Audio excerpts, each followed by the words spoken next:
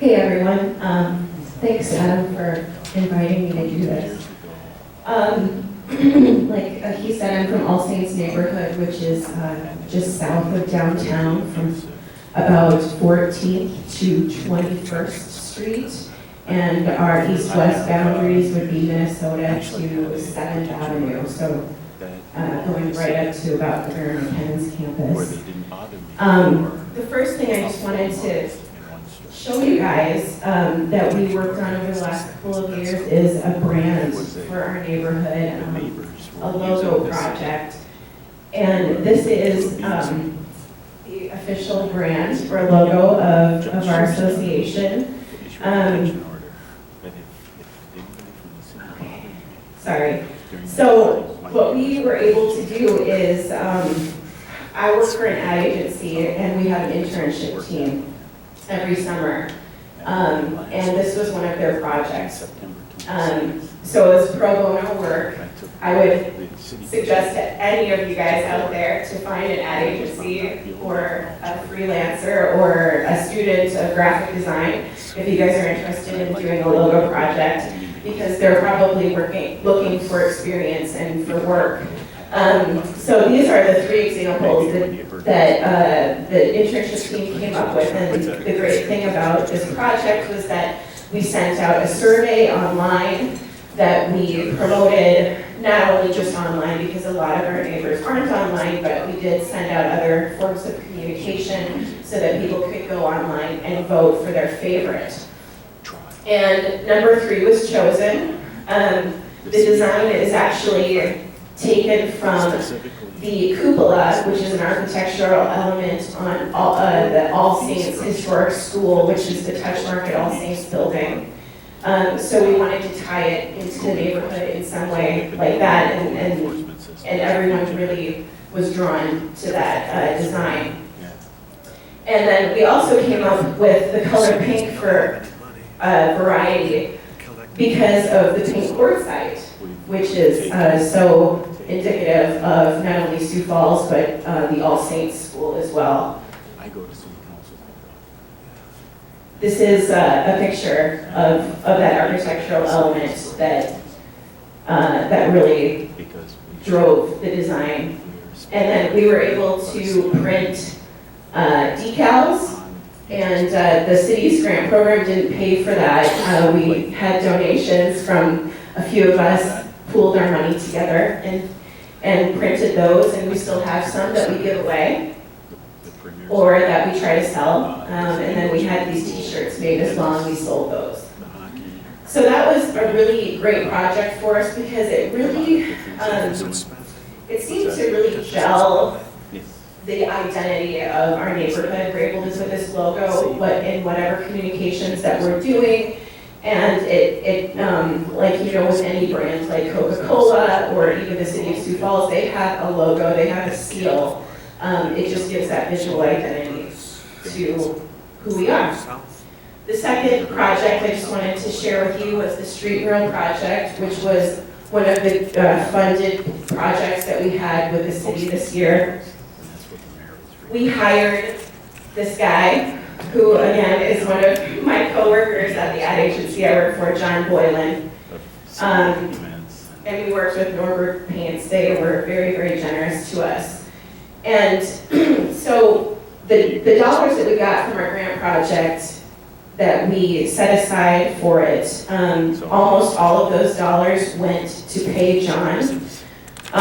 So I believe we paid him $500 to come up with designs and to work with our executive team on not only the concepts and the things that we found were the most important to make sure we're a part of these designs and that spoke to our community. But then we went through several design changes with him. We went through several rounds of designs, and then he came out. He actually has a background in doing some design work with architecture firms. And so he has this computer program where he was able to do the design to scale on the street, which is like really the most important part, because if you have this great design and it doesn't get executed properly, it's going to look a little bit funny. So he came out at 7 o'clock in the morning. We were out. We worked with the street department on closing down the streets. We worked with the police department as well. One thing that happened with this project is that the 2 locations where our street murals are located were not our first choice. We wanted street murals at 18th and Phillips, and we wanted street murals at, oh my gosh, what was this? 18th and 2nd, that's right. We wanted both of them to be on that 18th Street corridor. And the reason, like we were just talking, was because of street safety. We want people to slow down in our neighborhoods. People go really fast on 18th Street. However, the 2, we weren't able to get, the police department didn't feel comfortable shutting down 18th because of the emergency route situation, and actually I feel the project was maybe more impactful because we ended up changing those locations. One location that was chosen was 2nd Avenue and 15th Street, and the other one was 19th Street and Center Avenue. So these are just examples of people that came together. Our neighborhood had lots of volunteers. We also had city, just people that came together that had nothing to do with our neighborhood. They wanted to be involved and be a part of this public art project. So that's the mural at 19th and Center. And then this is the one, this is a drone photo of the 15th and 2nd Avenue. 15th and 2nd Avenue is definitely more of a rundown part of our neighborhood. There's a much more higher rate of rental properties over there. And what we found right off the bat is that people slowed down, because when you're coming this way, you're going to downtown, and a lot of people use this 2nd Avenue route as their commuter route into the downtown area. But this property, which you can't see right here, this rental property, actually they painted it after we did a street mural. Now who knows, they probably were planning on doing it, I don't know, but we like to think that it kind of had this positive effect on other properties in the neighborhood. We had people walking and just simply checking it out, taking it in, and positively commenting on it. So this is the 19th and Center Avenue mural, which is a block off of 18th, right by Touch Market All Saints. So these were really impactful for our neighborhood. The paint is holding up quite well so far. It hasn't snowed yet. But we also talked to neighborhood associations in Rochester, Minnesota, and there were a couple other in the northwestern part of the nation that do these projects. So we knew going into it that if we got street grade paint and other elements like that, that they would be completely worn away every year after the snow hits. I'm sure there'll be some damage done, but every year we'll be able to come back and have a celebration and do a repainting of the murals. And some of us would like to see even more murals happening in our neighborhood. So that's just another example. We also did new neighbor welcome packs with our grant funding this year. We got together, put all the elements together. These are just a couple of quotes from some neighbors that found us on Facebook because of the information we left them in the packs. We took new homeowners from the last 2 years, from 2013, and went door to door and either knocked on the door, handed them their packet, or if they weren't home, we left it on their door knob. And we did this the weekend before National Night Out. But people loved it. They were really excited. And this is an example of what we included. So we handed out 63 of these welcome packs. They included a letter with association information. We did a business directory, not only just the businesses within our neighborhood, but also any businesses owned by neighbors, like Queen City Bakery or Josiah's. Both of those business owners live in our neighborhood. We also included, the neighbor walking tour and the police information, and then Queen City and Josiah's and all these other businesses donated gift cards or coupons of some kind, and it was just really a great way to introduce not only the information about our neighborhood, but the feel and kind of representing who lives in our neighborhood and what we're about and what we think is important. And then this last year, in 2014, the Parks Department renovated our neighborhood park, Wyatt Park. We were really, really grateful for that to happen. And as part of the renovation, there was this pedestal, but there was really no plan as far as what to do with it. And so we worked with Sculpture Walk. We raised funds individually within our neighborhood. Some people gave $10, some people gave $50, and we are a Sculpture Walk location because we came together as a neighborhood, and this is our sculpture that will be up this year. We're going to be talking with Sculpture Walk to see if we want to continue being a lease, a Sculpture Walk location that is leased out year by year, so we get a new sculpture every year. And we've also talked about possibly working with a local business to help us purchase a sculpture that would be there permanently. So there's still a lot that we need to work through there, but we feel that this sculpture is pretty stunning in this location. And then the last project I just want to mention is the alley lighting project that we did. And so this is actually this is the first project that we did that was funded by the city's grant program. So this is several years old. This is one of our neighbors, Daryl Bartel, and he is installing a LED motion sensor light on somebody's garage. And we had a neighbor, we know that light equals safety, right? So we had a neighbor walk the alleys of our neighborhood and take note of the dark areas or the people that didn't have motion sensor lights. And we were able to reach out to those neighbors directly and ask them if they wanted a light or not. And our grant funding purchased lights for them.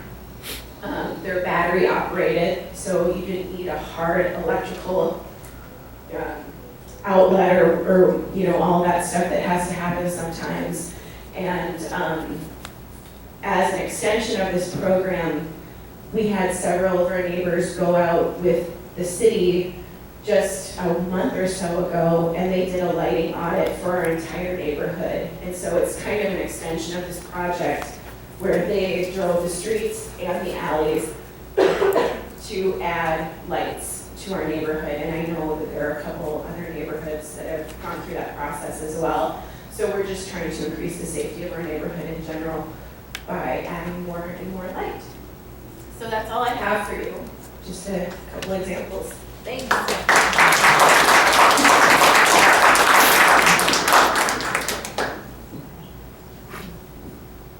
Thanks, Katrina.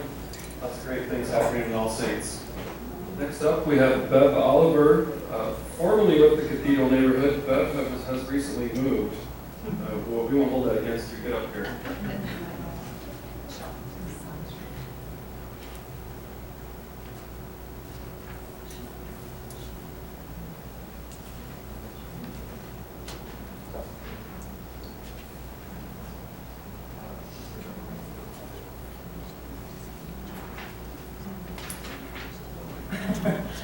I need you to know that because we have recently moved, like we're still unboxing boxes, that we're no longer in the Cathedral neighborhood. Our son and his family are moving into the family home in the Cathedral neighborhood. And Sean Rohde here, who created, you may have seen the logo at the very front of our slideshow, and his wife Laura Rohde and Leah Pitty and Rebecca McKeever, and we've just got tons of new neighbors because we've had 21 families that have moved in the last 2.5 years.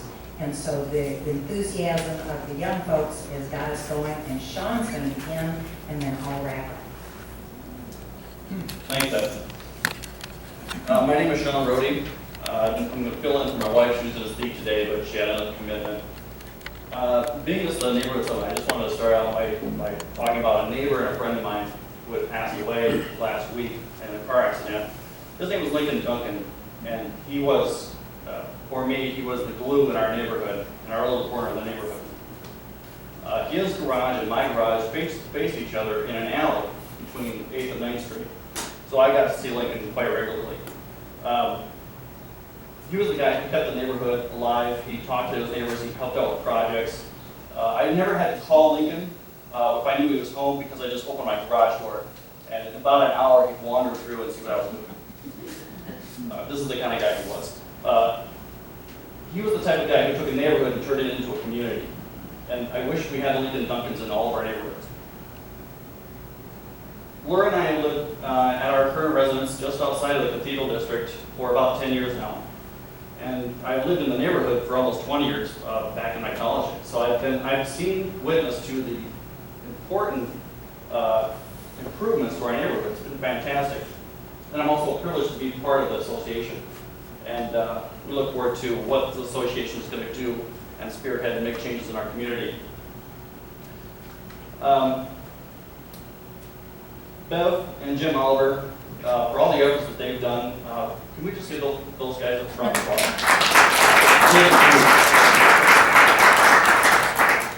I know that I can speak for Laura when I said they have been a big influence on us and have encouraged us to be a bigger part of the association, and we're proud to be a part of it. Bev and Jim are among a core group of neighbors responsible for our neighborhood watch group. The neighbors actively involved include Mary Galinsky, Marcy Bird, Gail Kane, Stacy Garrett. Recently, the next generation, myself, Rhodey, Leah Petey, Rebecca McKeever, and Scott Bartlett. We hope to do as good a job as you have done. Thanks. In addition to being active members in our community and getting people involved and being a part of the association, I also wanted to encourage people to be connected with our local governments, our city council members, city planners, other civic leaders, and they need our input, whether they realize it or not, because we have a unique perspective from living in the neighborhood. I also wanted to let you know that I want you to be concerned, or at least be aware of, non-city or non-government entities, such as nonprofits, that are actively making changes in our neighborhood. We need to be the watchdogs of our neighborhoods, and to let these organizations know that their goals and their missions need to match the neighborhood's missions as well. And when they're not, we need to let them know. Again, I'm proud to be part of this association. I'm happy to be a part of it. It's going to be very exciting. And I think this association is really a spearhead for a grassroots movement that's going to create some great effect in our neighborhoods. Thank you. That is my time. I'm going to turn it over to Bev for the rest of this. She's going to fill in with a few more details here. Thanks. Have you ever been happy to know that you are grassroots? I just wanted to let you know what I think are the important parts of neighborhood association. And one is that communication has to be the social glue that holds you together. I'm communicating to you by voice, but I'm hoping that you're also taking a shot at looking at what's here, because what you're seeing is our neighborhood and our houses, our homes, our events, and the people that are there. So do not feel obliged to look at me, look there. We do communicate with our neighbors in a number of ways. Gail Kane started a newsletter a couple of years ago, and it is really important in the neighborhood. She puts out occasional newsletters, which may be 4 or maybe 5 times a year. They have photographs, they have stories, They tell what has happened in the neighborhood, they tell what's going to happen, and by golly, folks, they tell when the babies are born, when we lose a neighbor, when someone dies, when someone new moves in, and introduces folks one to another. This is a written glue that we have that helps to hold our neighborhood together. We also do email blasts. Whenever we get emails that relate to the neighborhood, we send them out to anyone who is signed up on our email list. We have physical posters, which can be distributed by block captains, and we try to have a block captain on each block who acts as the social glue for that block, letting us know what's happening, good or bad, on the block so that we can step in as neighbors and help one another. We do also the welcome kits. We've been doing those for a couple of years, and basically they have the same information in them that you saw from the All Saints welcome kits. We do not just do them to purchase homes. It sounded like maybe that's what you were saying. We welcome all neighbors, whether they are renters or whether they have purchased a home. So our block captains tell us if someone has moved out and when someone's moving in, and then we take a welcome kit to the new person, regardless of what their economic status or their living status is, whether it's purchased or owned. And then lately this year, Rebecca McKeever, a new neighbor to us, started a Facebook page for our neighborhood. And I think you guys were the ones who told us to go that way last year, and so we went. Thank you. Let's see. I also wanted to let you know what we've done in the last year. Sidewalk poetry, we continued, so we were asking folks from Sioux Falls who had written or would write brief poems if they would submit them. Neighbors read over them as a panel, chose their favorites, on-forwarded them to the then South Dakota Poet Laureate David Allen Evans. He chose winners in both the adult and youth categories, and then we had them imprinted into new sidewalks within our neighborhoods, or in one case, skirting our neighborhood, just across the street from where our neighborhood stopped. This was funded, as were the remaining welcome kits, by Live Well Sioux Falls this year. So we really, really thank the health department for the work that they have done with us in trying to get neighbors out of their houses, walking down the streets, and visiting with other people who come walking through our neighborhoods, because it's a gorgeous neighborhood. We also went through Live Well Sioux Falls to purchase and distribute solar power motion detector lights. We too had done the lighting survey with the city a few years ago, and they did a wonderful job with relighting areas for us, but we still had some individual property owners whose properties were being abused. And I'm talking about people who are inebriated, walking through the alley and urinating in a regular spot, to the point that that spot began to smell like a person did that regularly. And so the health department helped us by giving us a grant so that we could purchase solar powered, so you don't need electricity, motion detector lights, which homeowners could put on their houses or garages, aiming toward the alley, going, "Wah, you're on camera, buddy," it looked like. Lighting up the area to make it more safe and to get people to move on down the street. So again, thank you to Live Well Sioux Falls.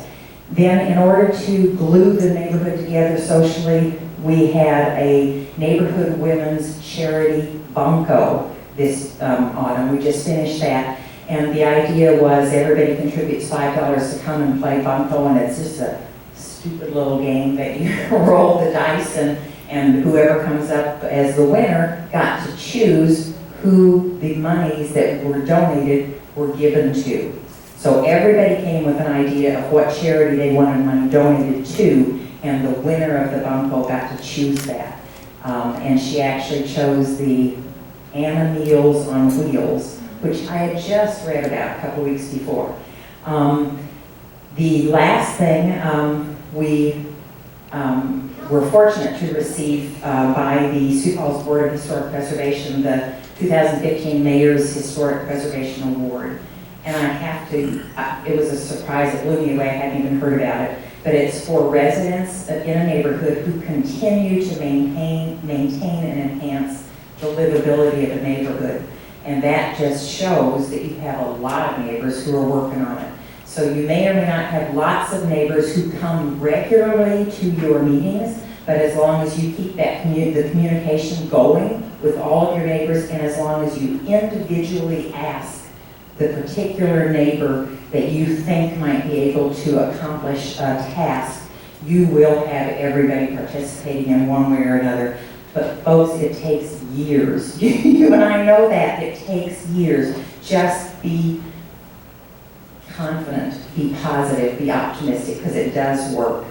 And then we've had ongoing excellent collaboration with the city, who have helped us. Every department has helped us in one way or another. We've had road issues, as I mentioned. We had the safety lights issues. We had sidewalk safety, street walk analysis, house repairs, Project Heat, Project Nice. The city has gone above and beyond to try to help the cathedral neighborhood. And I expect that that will continue, and I know that the young folks that we have that are taking over now from all those folks who've moved in the last few years are going to keep that going. So thank you to all of you. Keep at it, and I hope we all do continue to talk to one another, because that's what's going to glue us together and give us support. Thanks.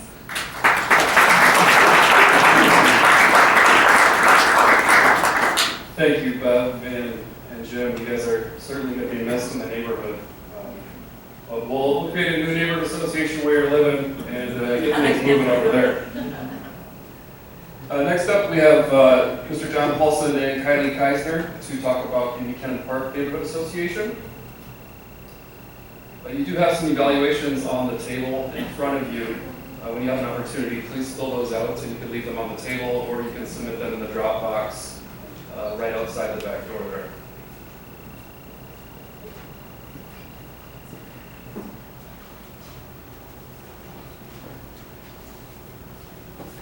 Okay, those were great presentations, very helpful, and hopefully ours will be as well, and you'll get something from it in terms of our experiences as a new association. I think a real key point, which has just been made about the success of our neighborhood association, has been the relationship we had with the city and all the departments. Appreciate those being represented here today, but seeing them as a resource has really made a difference, and that's how we've worked together with them and have been successful on that basis.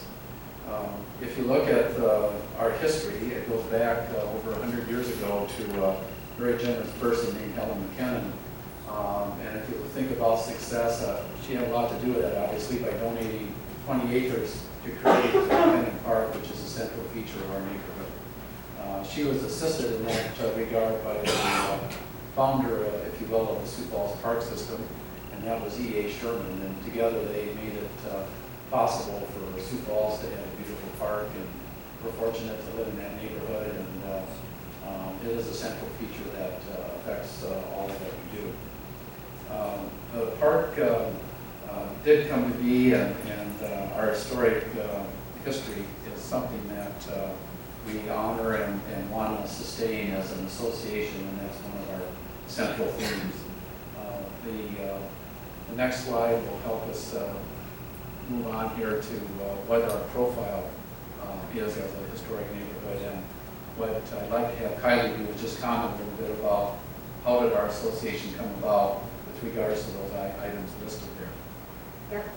So I think our neighborhood is a very interesting neighborhood because we have people in the neighborhood that have lived there for over 70 years, but yet we also have so many new neighbors moving in that are young, just starting families, you go down 21st Street, and I think this summer every single house had a building permit in it, which is wonderful to see, but also keeping up with that historical preservation is key in our neighborhood.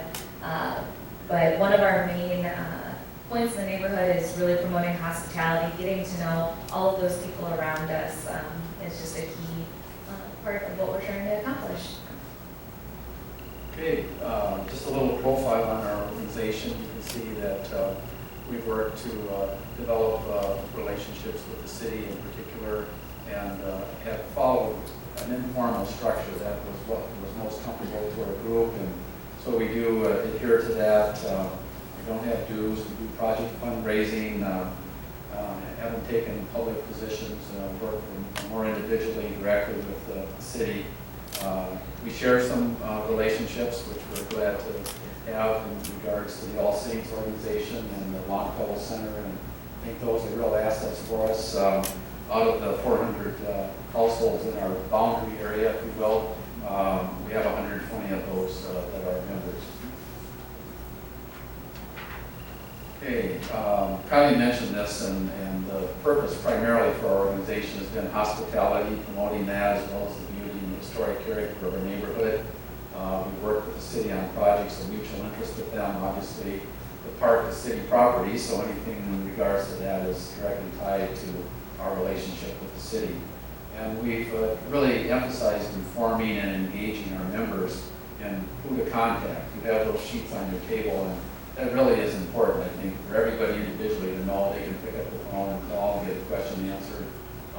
Certainly, collectively, we work to facilitate that whenever we can, and encourage neighbors as they may gather together to work on things that apply to their part of the neighborhood. And I'll mention a couple of those in just a minute. Our first project, I'll use the word kind of igniting us, if you will, was the putting up of the Christmas lighting on the boulevard and in the park. And we got together to do that in a way that turned out to be very successful in terms of the fundraising we needed to do, but also just to organize it in a way that was sustainable. We all have challenges putting away our Christmas lights after Christmas from our Christmas tree. Think about putting away the 200 light strands that we put up around the boulevard and the park. And fortunately, we have neighbors who have helped us safely secure those over the winter or summer months, and that was a factor that contributed to. We're going to be able to put them up again and again and again and again. And I think sustainability is an important element of success, and that's why we really paid attention, and we were aided by the city, Parks Department staff, and figuring out what needed to be done in that way. And that was, of course, of interest to them, that this would be something that wouldn't be a flash in the pan, but would be sustainable. These are some pictures just showing you how from the beautiful fall day to the beauty of winter. There's the boulevard and Cannon Park walkway lights in action there on the right. And it really, I think, has added a beautiful addition for everyone to enjoy, and please drive by and see those. Our next project was the floral nameplate.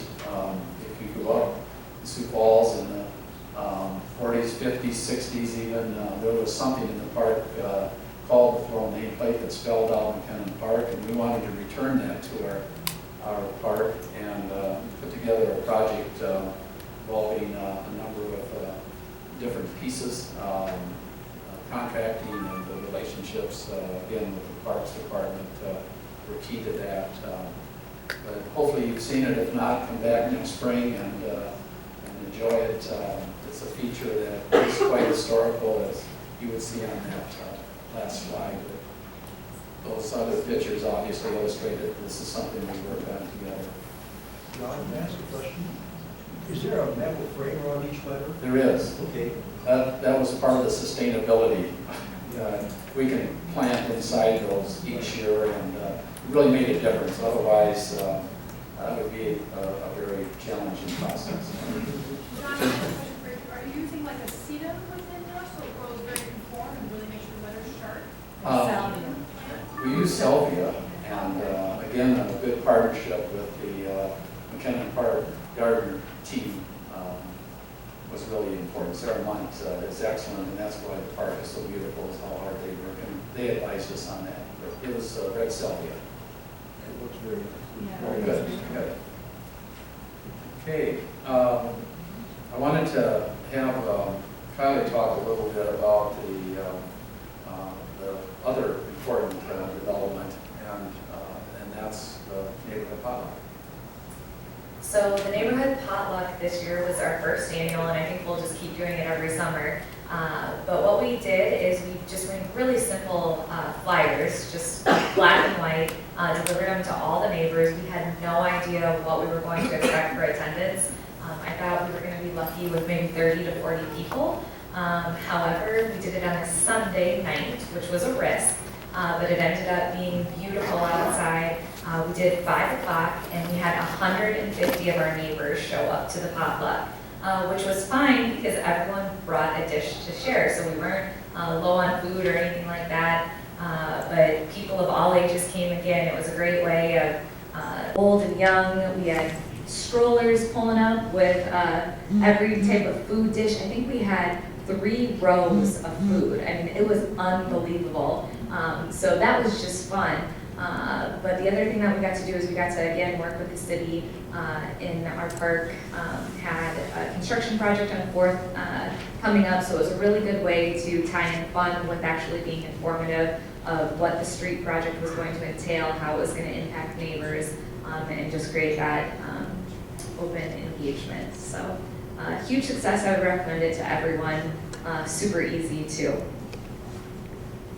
Those 3 projects really illustrate, I think, what we all are doing together and promoting hospitality and friendships and developing relationships with other organizations. We were benefited by grants from the Daughters of the American Revolution, from the Sioux Falls Community Area Foundation, from the City Neighborhood Project, and the completion of our floral nameplate project. And as Kylie mentioned, we got everybody involved to assist us in our others as well. Just a couple other projects, more a little localized. There are now trees back on the Dana Drive and Park Avenue Triangle, which fell down during the ice storm several years ago, and that was another cooperative project with the neighbors in that immediate area in the city. And then, as we heard earlier, there will be trees by the tennis courts again, and that was a concerted effort to work together with the city and the parks people on making that happen. So we're grateful for that. We've been working on something traffic calming. That's quite a word, isn't it? It means getting people to slow down, and we've been helped a lot by the traffic engineering folks coming up with solutions that are practical and we think will be effective in regards to that particular objective. Last but not least, we're thinking about some future projects. The neighborhood mural, we're jealous. You guys did such a great job. And I guess we'd be jealous of the sculpture too. I think it's really neat that we have those kind of opportunities in the community, and that's been, I think, a good motivator for us and created momentum, and we're grateful to work with others like we have been able to. I'm going to let Kylie finish this up for one reason. I think what's really important in the neighborhoods is the next generation. Yeah. And I think that as you look at that, it really does make a difference. That's how our neighborhoods are going to stay strong and remain the building blocks for our community. And Kylie's a good example of that, so I'll let her wrap up. I got to give all the credit to John. John keeps everyone on track in the neighborhood and is such a great leader. Just with all of his communications, he works tirelessly on everything he does for the neighborhood. I'm just kind of in the background. But I will wrap up by saying everyone is invited. Tomorrow we are putting up the Christmas lights before the snow hits. So it will be a really fun day tomorrow at 1 o'clock right before the Vikings game. We're going to be putting up all the Christmas lights, so it should be fun. Yeah, meet at 4th Avenue and 21st Street. Yep. Okay.